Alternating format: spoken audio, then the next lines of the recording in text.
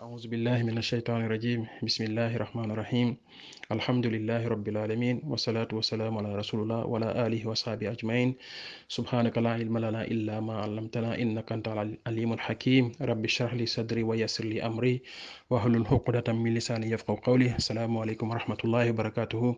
Chers frères et sœurs, Allah subhanahu wa ta'ala nous a dit Innal malaïkatu yusalluna ala nabi ya ayyuhalladhina amanu sallu alayhi wa sallimu taslima. Allah subhanahu wa ta'ala nous demande d'invoquer, de faire beaucoup plus de prières sur le prophète Mohammed sallallahu alayhi wa sallam en ce jour de vendredi. Donc, multiplions les invocations. On a le ramadan, mais également les sous-programmes, puisque le vendredi a une spécificité dans le ramadan également. Donc, multiplions encore davantage les prières sur notre prophète Mohammed sallallahu alayhi wa sallam. Chers frères et sœurs, après cela, l'objectif d'un musulman, c'est de lire le Coran, beaucoup, pendant ce mois de Ramadan.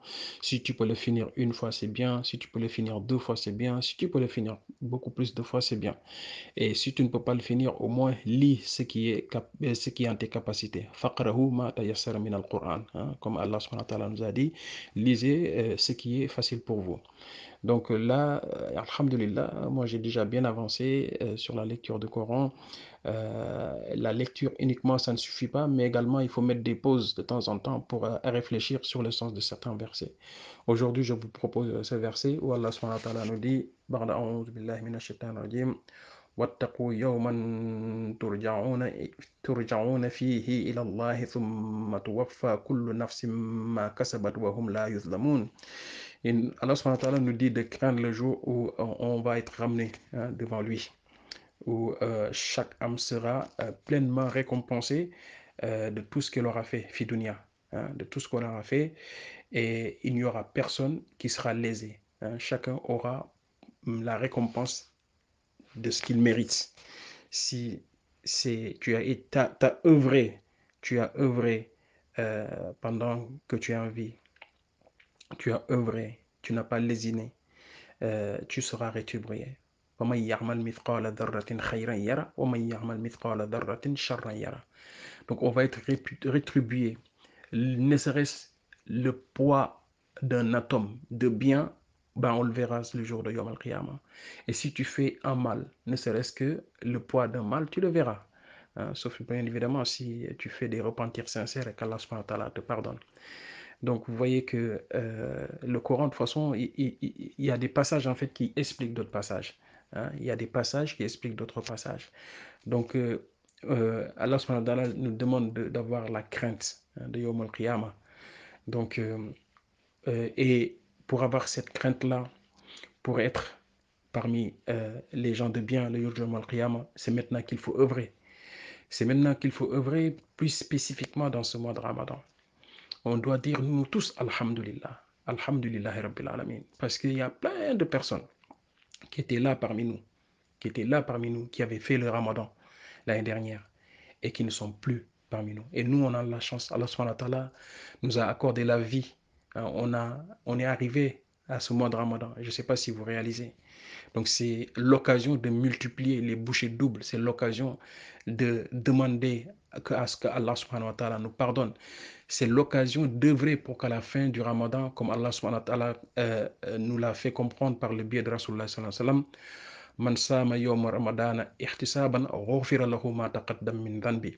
Celui qui jeûne le mois de Ramadan en espérant une récompense avec sincérité, avec foi, Allah subhanahu wa ta'ala, il va lui pardonner ses péchés. Vous savez ce que ça veut dire, être pardonné de ses péchés? C'est énorme. C'est pour ça, en fait, quand on arrive à ce mois de Ramadan, il faut dire Alhamdulillah et essayer d'œuvrer le maximum pour justement atteindre cette taqwa et être pardonné de Allah subhanahu wa ta'ala. Chers frères et sœurs, la taqwa, qui est donc la crainte, qui est donc l'objectif principal de ce ramadan, c'est d'attendre la piété. Qu'est-ce que c'est que la piété? La piété, ce n'est pas uniquement de lire le Coran, même si ça fait partie. La piété, ce n'est pas uniquement de faire des prières surrogatoires, même si ça fait partie. La prière, la taqwa, ce n'est pas uniquement de faire les sadaqas, de faire du zikr. Mais aussi la piété, c'est quoi? C'est le contenu du cœur. C'est le contenu du cœur qu'il faut réformer. Allah subhanahu wa ta'ala, par le biais de Rasulullah sallallahu alayhi wa sallam, nous a fait comprendre que la piété C'est un acte de foi qui se trouve dans le cœur. Dans le cœur. Hein. Le professeur Sam, il a insisté 3 fois comme quoi la foi est dans le cœur. Hein.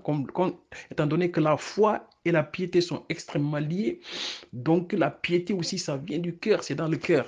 Et quand on parle de cœur, bien évidemment, ce sont en fait les actions qui sont invisibles à l'œil nu. Mais la personne, elle sait ce qui se trouve dans le contenu de ce cœur. Allah subhanahu wa ta'ala aussi sait. Hein? Il sait ce que vous divulguez et ce que vous cachez au fond de vos cœurs.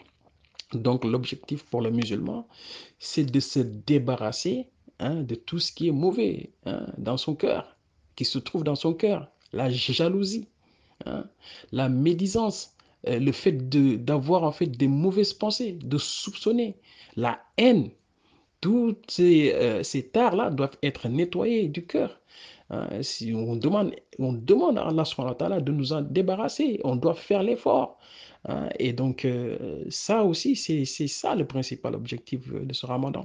Ce n'est pas uniquement l'aspect visible, extérieur, qui se manifeste par les prières, par le jeûne, par les askars, par le fait de donner des sadaqas, mais aussi l'aspect intérieur, qui est donc le nettoyage, la réforme interne. Et ça, c'est encore beaucoup plus important parce que lorsque le cœur il est propre, bah, les actes qui vont être traduits vont être des actes qui sont bien. C'est automatique. Tu ne peux pas avoir un cœur pur et des actes qui sont contraires à ce que ton cœur à ce que ton cœur il est. Donc du coup, il y a une relation extrêmement aiguë entre donc le cœur, le contenu du cœur et l'expression de ce contenu du cœur. Donc, essayons vraiment de travailler sur la purification de notre cœur. Essayons vraiment d'avoir à chaque fois de bonnes pensées, d'éviter d'être jaloux, de soupçonner tout le temps, d'être méchant. Tout ça, il faut vraiment travailler dessus pendant qu'on est, donc pendant ce mois de Ramadan. Donc, chers frères et sœurs, craignons le jour où on va être ramené devant Allah subhanahu wa ta'ala qui va nous informer du contenu de nos cœurs.